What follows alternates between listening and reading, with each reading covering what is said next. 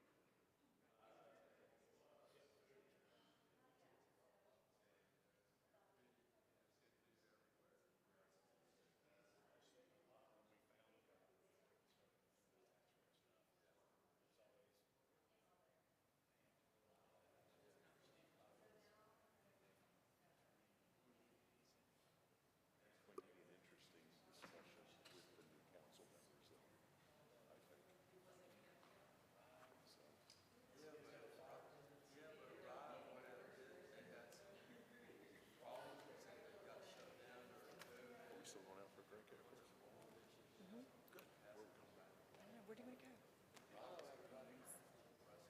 Where would you like to go after? Yeah, where are we going? I'm asking you, where would you like to go? Yeah, yeah.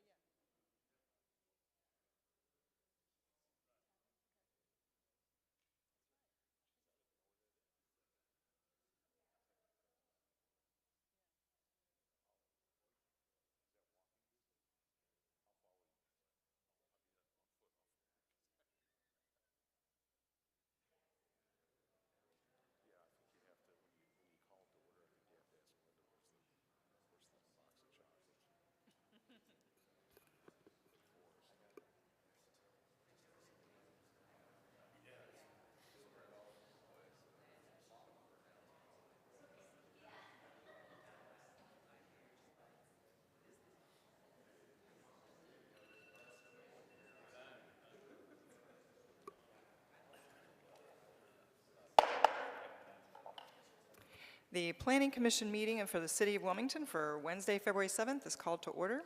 Would you stand with me for the Pledge of Allegiance?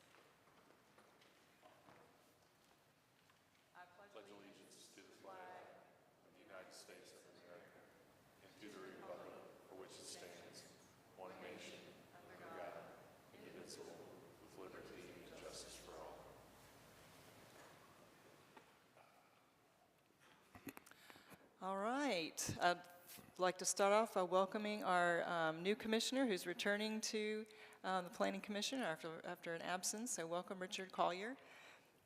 And we thank Commissioner Goins for his service. His term was up. Commissioner Adams has an excused absence, if you'd enter that into the minutes. And even with our one person missing, do we have a quorum, Mr. Attorney? Yes, Madam Chair. Thank you. All right, all matters requiring commission action shall be presented to the Planning Commission by the planning staff and the applicant. In situations where the planning staff is the applicant, there will be only one presentation. City staff will make the first presentation. The applicant will make the second presentation. Both presentations are limited to 5 minutes. To maintain an orderly meeting, all presentations shall proceed without interruption unless the commission desires to intervene with questions or comments. The chair will open the public hearing for those physically present wishing to speak about an item. Those in favor of an item shall be heard first, followed by those opposed. A 10-minute time will be allowed for public comment in favor of an item.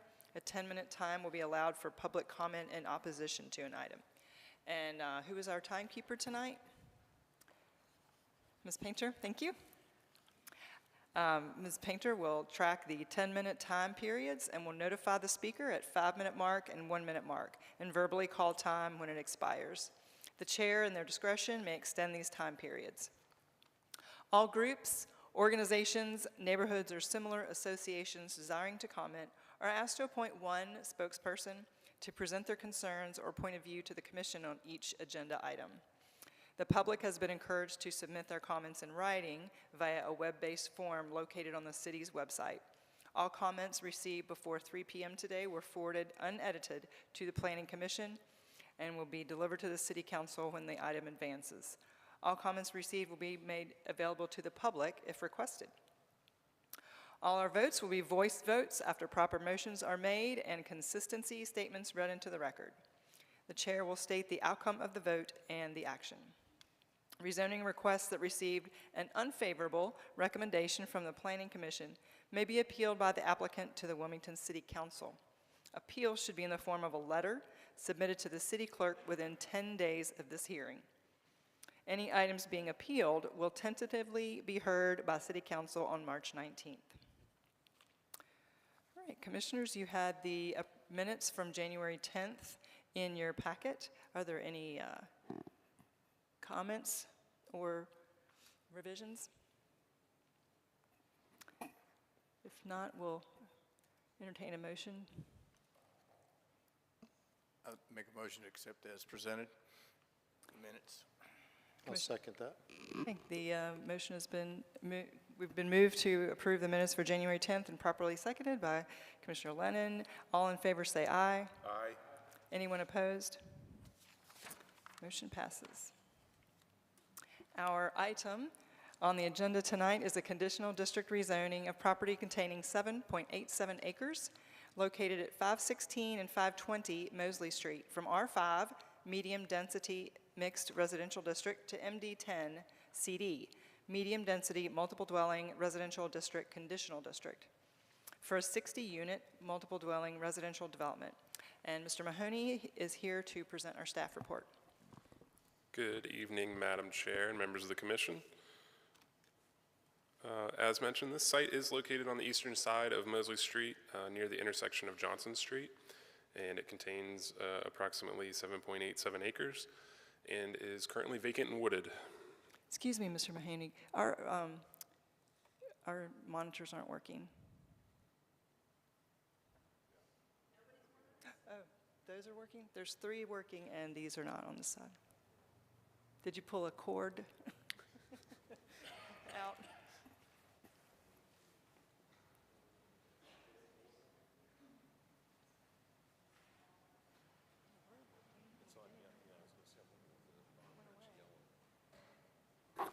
We have somebody coming down to help.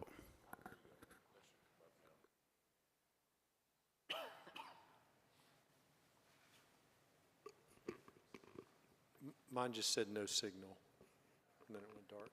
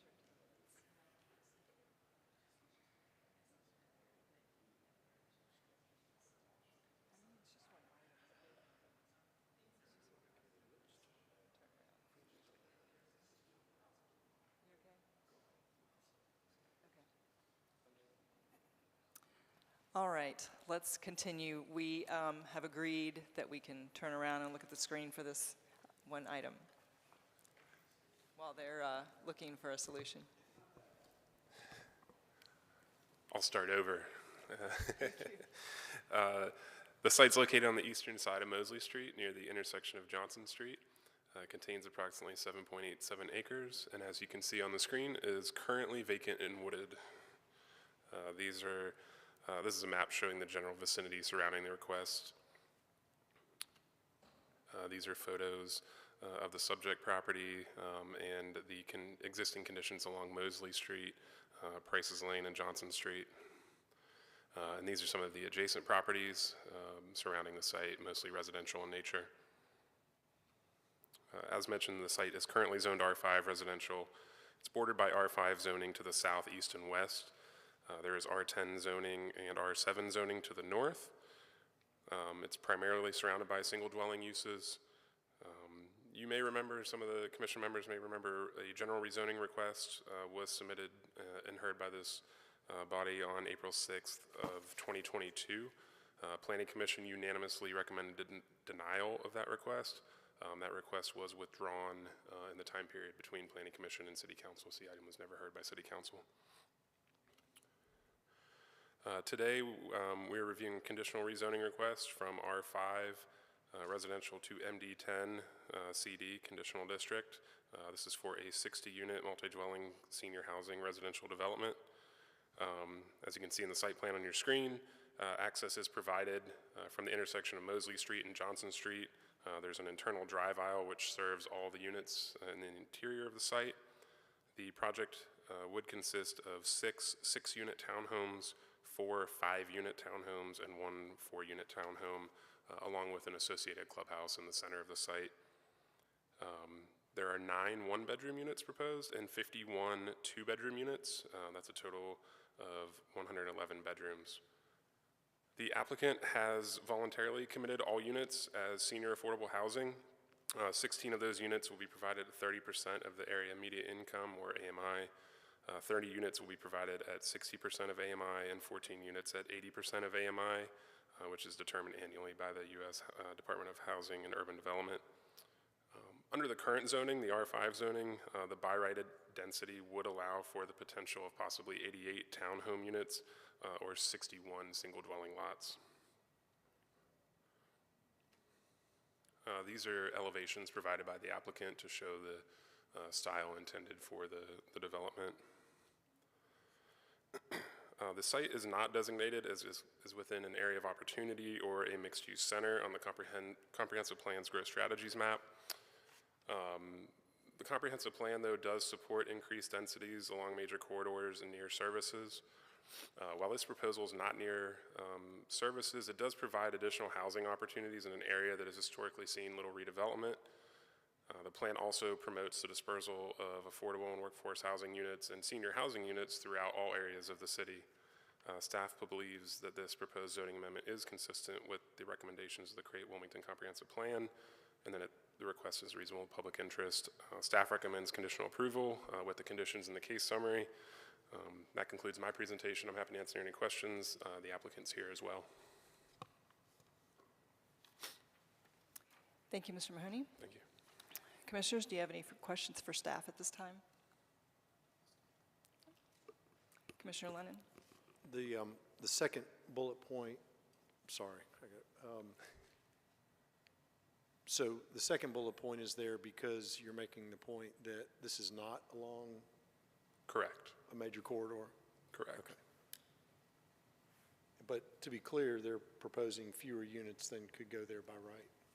Yeah, potentially this is, less than what could be developed currently by right if you take a, rough calculation based on density allowed in the R5 and the total acreage for the site. Yes. Okay. Thank you. You're welcome. Thank you, Mr. Mahoney. All right, and we'll welcome the applicant. Good evening. Mark Richardson with Greenway Residential out of Charlotte. Thank you for letting me speak. Also here is Howard Resnick, our engineer. If you have any questions on the site plan, he can be here to answer too. But yes, we are proposing 60 affordable senior. And when we say senior, it's age restricted 55 and older. Like Pat said, it's geared to 30% median income, 60% and 80% median income, which falls into the affordable housing, median income rents. We will have a clubhouse that will provide a community clubhouse setting with a business center, computers, laundry facility with washer and dryer.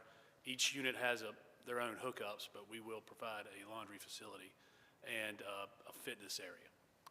There'll be a gazebo, some sitting areas on the outside. So I'm more here for questions concerning. I did have a neighborhood meeting back in November. I thought it went very well, answered questions there. Some of the things that were brought up is I think we are close to where a WAVE bus stop is, but there's also, if you have a disability, WAVE will pick you up. And then obviously the Senior Resource Center has shuttle services back and forth in that area. So, and like I said, 55 and older, so we're not impacting schools either, so. That's right. You have any questions for the applicant? Commissioner Pollack? Two questions. The first one is, I think I read you're going to put a sidewalk down on the Mosley, on the property side, or how's that going? Please explain how that's going to work. And I really intended to make sure he got to participate, so that's why I asked the question. Hey, good evening, Howard Resnick with CSD Engineering. Per the city requirements, anytime there's development along a public right-of-way, we're required to install sidewalk along that public right-of-way, which the project fronts. So the sidewalk will actually be installed down the Mosley right-of-way where it fronts, and I think it's shown on the site plan as well. That sidewalk is actually called out. Because there's a portion of Mosley which is unimproved from the intersection north, I do not think the sidewalk will be installed along the Mosley right-of-way for that section. Okay. The second question was, as you're working through, the non-unit things, I'll call it the exterior to the property, any thought given to maybe having a speed bump or something on the street? As you've worked with the different city groups, does that ever come up in a conversation? Which street in particular? I guess that's Mosley. As you get down, once you cross over Prices and you're moving down Mosley, any thought given to So we can certainly consider that, but really, Mr. Resnick, if you could step closer to the mic, please. we can certainly consider that, but it's really City of Wilmington Streets Department sort of dictates that, as well as fire services. Lots of times they don't want speed bumps or humps because it sort of can hinder or impair EMS and other fire apparatus. Okay, and the last question, will there be management on site Yes, there'll be management and maintenance on site. 24/7 or? We hope to find a manager that would stay, live there, but they'll definitely be there from 9 to 5. I got it. Okay, that's all I have right now. Anyone else? I have a quick question for the applicant. Have you done projects like this in the past? And Yes, that's all we do. We only do affordable through the Carolinas. We probably have about 30 in our portfolio, probably about 20 in North Carolina, 10 in South Carolina. And we've done a handful of senior. Closest one is Lumberton, and it does really well. thank you. All right, anything else for the applicant before we open the public hearing? Commissioner Lennon? I just wanted to, can you speak to the buffer around, what sort of buffers going to be around the property? Sure, I can speak to that. There is a buffer required, and if I recall correctly, I thought that was one of the conditions, sort of an enhanced buffer in some areas adjacent to site, and Pat can help me out on that. And I thought that was shown on the site plan as well. Of course, it's immediately adjacent to existing residential. It backs up to residential, so we'll be maintaining the required buffers on all sides. But in particular where it's adjacent to existing residential. On the north side of the project, there is a creek that runs through, so there is a natural buffer there, as well as the minimum required by the code. And then in regards to traffic, would a 60-unit senior project, would traffic be measured the same way as if this were a normal market rate deal? So I can speak to that a little bit. I don't believe a TIA was performed for this. I don't think it triggered. Mr. Resnick, I'm sorry to keep Sorry, I did harassing it you. again. My apologies. We I'm have sorry. the captioner, and so Sorry we about have to that. be more diligent. We get yelled at all the time. Yeah, I don't think a TIA was triggered. I don't think this met the threshold for triggering a TIA. And so with that, the anticipated traffic wasn't such that any improvements were warranted off-site. Okay. I think I did provide, at one time to the city, we did have a traffic letter that showed that senior 60 units would be very minimal compared to somebody doing the 88-unit townhome and not being affordable or senior. That's kind of where I Right, was. it was definitely lower. The trip estimation is included on the site plan in the bottom right-hand corner. If you guys, I don't know which sheet that is on your packet, but it is in there. And then, I'm sorry, last question, and this is just curiosity. One of the public comments referenced basically a comment that they wish there were more one-bedroom units as opposed to two, and I'm just curious, that's more just a curiosity thing on my It's part. part of our financing. We're already set in place with our mix, so Okay. it's 51 two bedrooms, 9 ones. But with that 30% median income level on a two-bedroom, that's very reasonable. And what we've seen with senior is they like to have that second bedroom, even if they're married, to have a sitting area, more of another room. So it's not necessarily your typical roommate? Correct. Say, okay. All right. Thank you. All right, Commissioner Cofer. Thank you, Madam Chair. Mr. Richardson, just two questions for me. One, just out of curiosity, why are you not using the density increase mechanism within the code? So this is affordable tax credits, so we're kind of capped on how much tax credits we can get. So 60 units butts up to how much tax credits we get from North Carolina Housing for affordability. And 60 units is probably about as much as you can put on this site. When you say, 10 units an acre is probably where we are anyway. Okay, fair enough. And second, it looks like on your chart, you'll be saving 224 trees. It says trees to be saved. I counted 224. Quite honestly, I don't know the exact number, but I do know there are just a ton of trees on site, and so we're making every effort in all locations to save as many trees as possible, and obviously avoid a mitigation cost, but I think there'll be some mitigation payment, and then there'll be some plantings that take place on site as well. So in our packet, the trees to be saved, the 224, I mean, I'm just curious, would that be some type of, this may not be a question for the applicant, more along the lines of staff, is that something that's a condition to this, or how does this fit into our body of material we've been provided? It's required by the code. Okay. The tree ordinance requires that. Just the survey and the accounting of the trees, or the saving No, of the trees? mitigation of regulated trees, regulated and significant trees. Right, okay. So there's a certain calculation you have to you have to count up all the trees that you are going to remove, and then you have to replace them. You have to take that and multiply it times a factor, and it yields either a payment or a number of trees you have to transplant with like 2 or 3 inch minimum caliper. So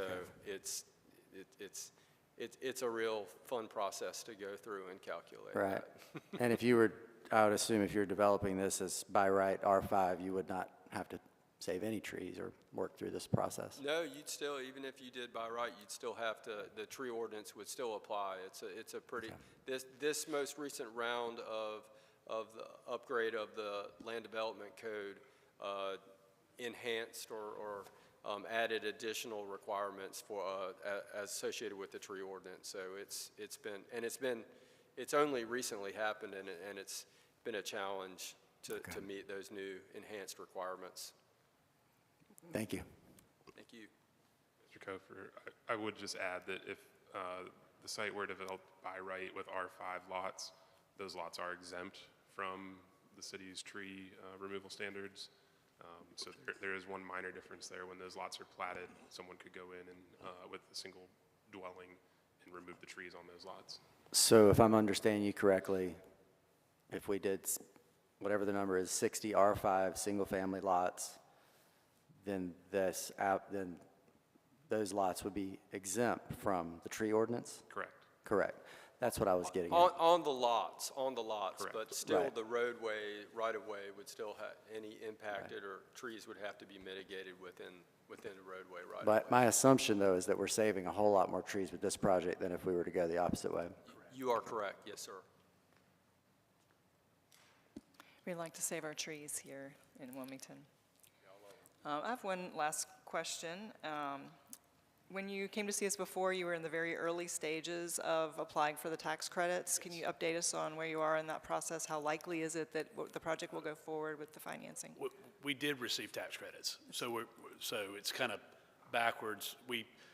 Not backwards, we felt like we could do this with R5, and we got the tax credits with that, but once we sat down with the city a little bit more preliminary, with having the clubhouse and parking, we knew we better go to conditional use MD10.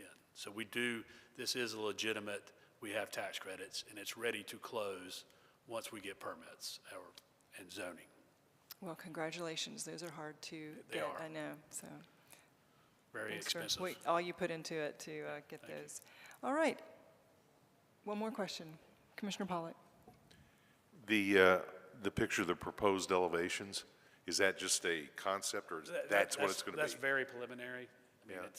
I'm sure once we get in with the architecture with the city, obviously comments, but it will be the something like cottage this. style, yes. Okay, all right, thank you. All single story. And one story. Yep.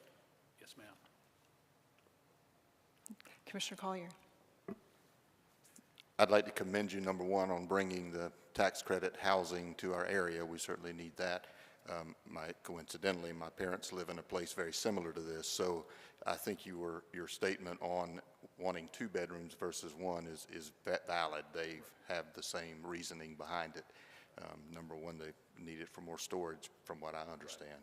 But thank you all very much. I do think you did a really nice job in saving the trees, and the number of trees that you've saved are very good trees too. So, and it is a tough calculation, as Mr. Resnick said. So, thank you very much for that. I appreciate it. Thank you. All right, thank you. We will now open the public hearing. Will anyone who's here to speak in favor of agenda item number 1, make your way to the podium and start by saying your name and your address. Good evening. Hey, JC. My name is Liz Carbone. I live at 440 Superior Road. I've been a Wilmington resident since I was a teenager, and I, of all people, do not need to come and tell you how needed senior housing is, but I wouldn't be doing my job if I didn't come and tell you anyway, so bear with me. I'm a volunteer for the Cape Fear Housing Coalition. I'm the vice chair, and I did a little qualitative study earlier today about the number of requests that we get into our email inbox, particularly folks in housing crisis that are desperate. They don't realize we're not a service provider. We don't have much to offer them, but we still feel a responsibility to, field those questions and hear these folks out because they're scared and they don't know where else to turn. And I went and looked through our emails, and just from Thanksgiving Day to today, we had 38 individuals and households email us saying that they were losing their housing, they needed an affordable place to stay, and of those, 34 of them were seniors. And the stories were all very similar. Their spouse had passed away and they could no longer afford to maintain the home that they had owned for many years. Their landlord had raised their rent $600, but their pension or their benefits increased $4 over the past year. Folks that at best we might just lose from our community. They might have a relative or a child in another community that they could go and live with, but at worst end up with me at my day job at Good Shepherd Center. And I can tell you that since I've started there, I've been at Good Shepherd Center, which is the largest provider of homeless services in our community. I've been there for about 8 years. In the past 3 or 4 years, we've seen a 35% increase in seniors seeking services, and the majority of them are experiencing homelessness for the first time. They're not substance users, they're not suffering from complicated and persistent mental illness, they are simply unable to continue to afford the housing that they've maintained in this community. Many of them for longer than I've been here, much less been alive. So we're meeting people that just have no other choice, that are falling into the worst version of housing crisis, which is true unsheltered homelessness. So this project moves the needle in a really significant way, and we're so excited that Mark is here in our community and hoping that he'll really see this as a win and continue to visit Wilmington as a viable option for affordable senior housing that we need here so desperately. So thank you for your time and your consideration. Thank you for being here at 6 o'clock on a weeknight, and I'm happy to answer any questions you have if needed. Thanks, Ms. Carbone.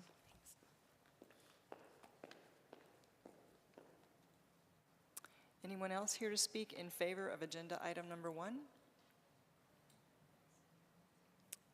Anyone who is opposed to agenda item number 1 and here to speak, make your way to the podium and start with your name and address.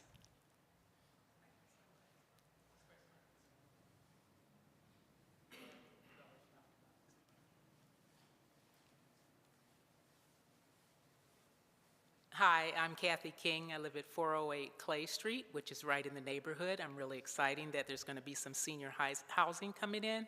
My concern, though, is the sidewalk in terms of in the vicinity where the development is going to be, to make sure that it joins up with the Cottages of Cornerstone sidewalk. And I walked that neighborhood, and it looks like some trees are going to impose that's going to present a problem in terms of having the 5-foot width. And I don't know if it was any of the trees that were marked to save. I don't know, but we need for them to be mindful in terms of the sidewalk being put in. And we know that the city is going to be responsible for the rest. So that's all I have. Well, the rest going from there to Princess Place. Thank you. Thank you, Ms. King. Anyone else here to speak regarding agenda item number 1? All right, the public hearing is closed. Does the applicant have any remarks in response to the public hearing?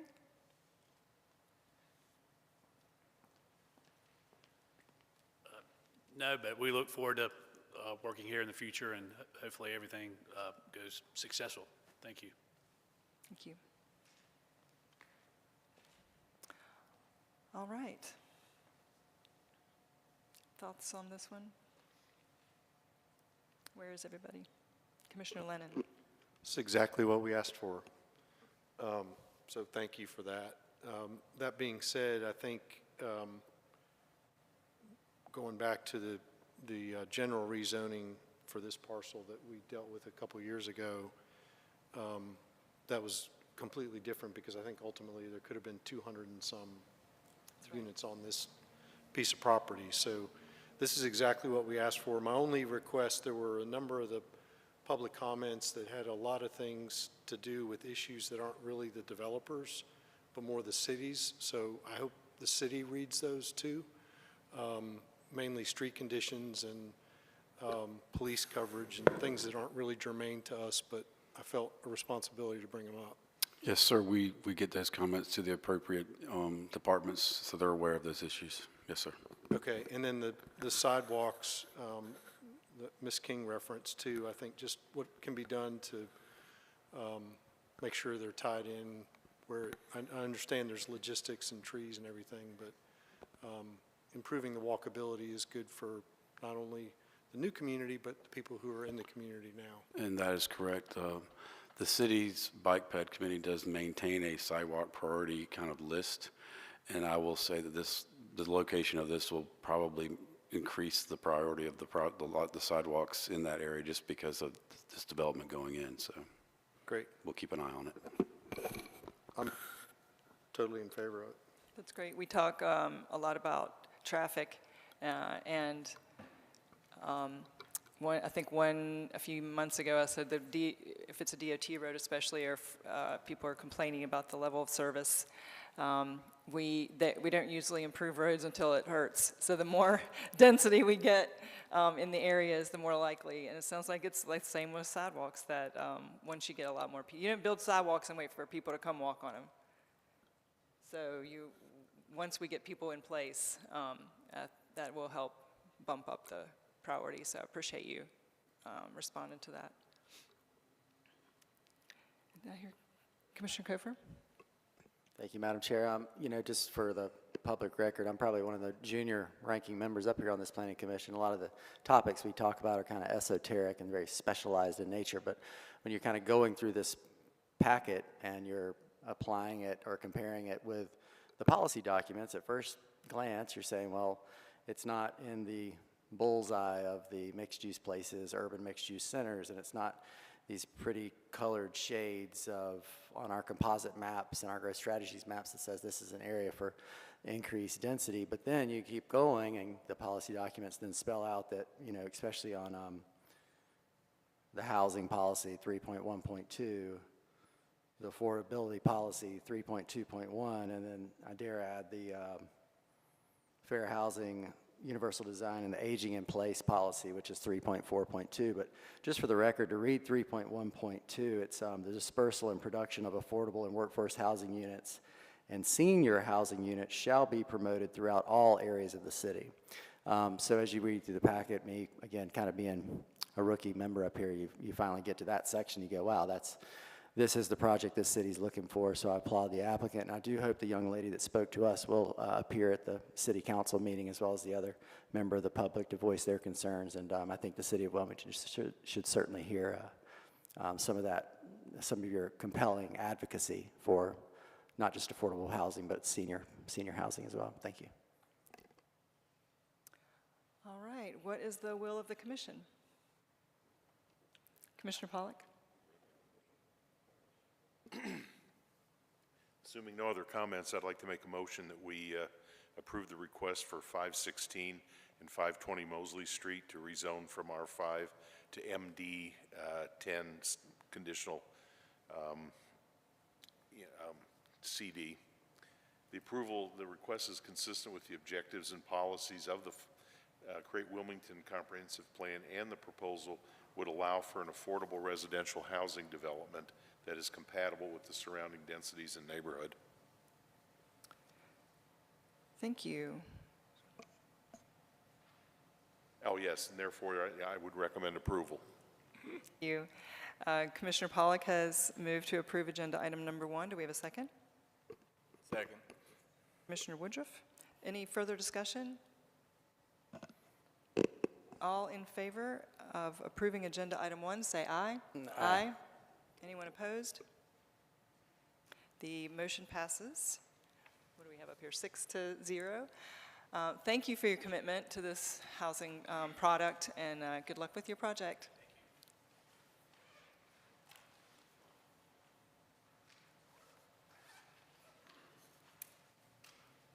All right, items from the commission. Anyone have anything? Commissioner Lennon? I would just like to say I attended a forum that was hosted by a local public radio station last weekend, and our chair did a phenomenal job.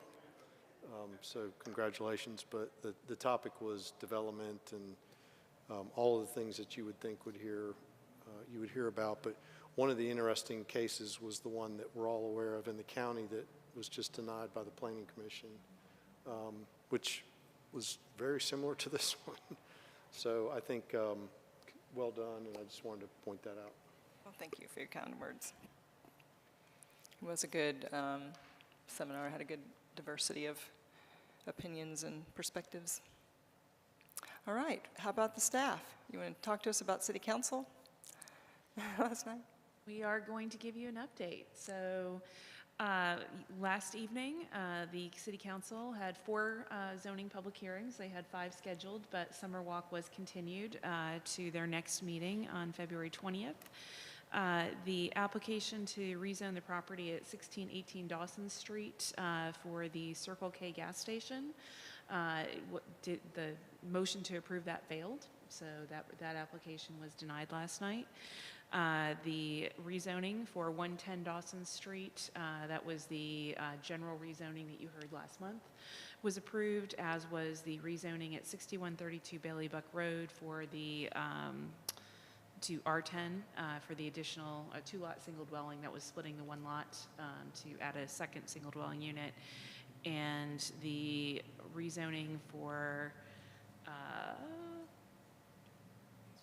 thank you. I was looking for the addresses in my little cheat sheet here. 101 and 105 East Westwood Road. And that was to go from manufactured housing to R5 conditional. So those were all approved. Those 3 were approved last night. So. Thank you, Ms. Painter. Commissioner Lennon? Was there any reason given why the Dawson Street project was denied? No.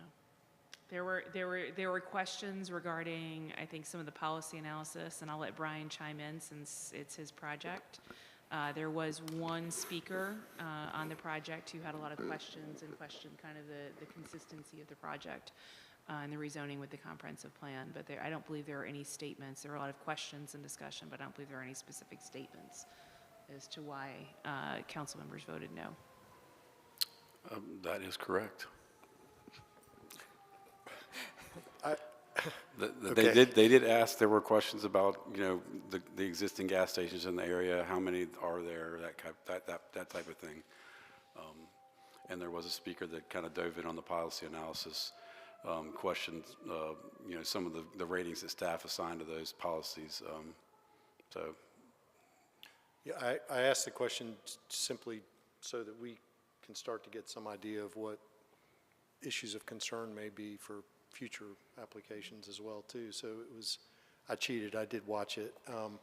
But it was puzzling that there were just no comments one way or the other. So thank you for verifying that.